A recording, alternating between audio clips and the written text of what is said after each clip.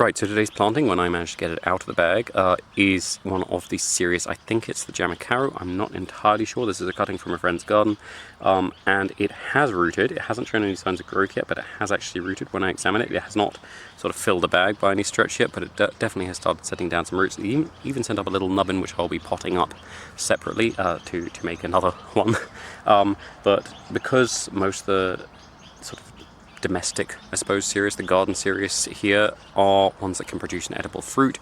Although I haven't seen the flowers or fruit of this one, I'm hoping it will be one that can, especially because we've got a couple of different Cereus around here, so there should be sufficient genetic distance. I think they can even cross-pollinate between species and set fruit sometimes.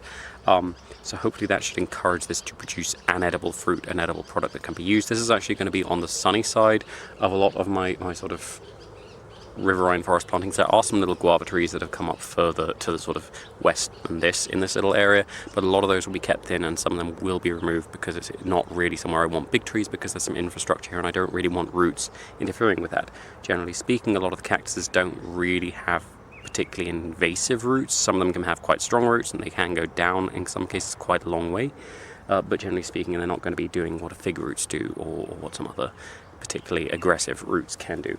We're going to be trying to keep those roots a little bit cooler than they might be by giving them a little bit of permanent shade around the base, and also hopefully that will help to exclude fire with our nice piece of Aloe arborescens and Calico fetchinkoi, which should gradually spread out and form a nice thicket around the base. At the moment, the Aloe arborescens being significantly bigger than the cactus will also act as a marker, but the cactus should come up quite fast once it's settled in, and that should not really need any more of a marker once that has happened. And that should be everything for today. Thank you very much for watching. I hope you have enjoyed it.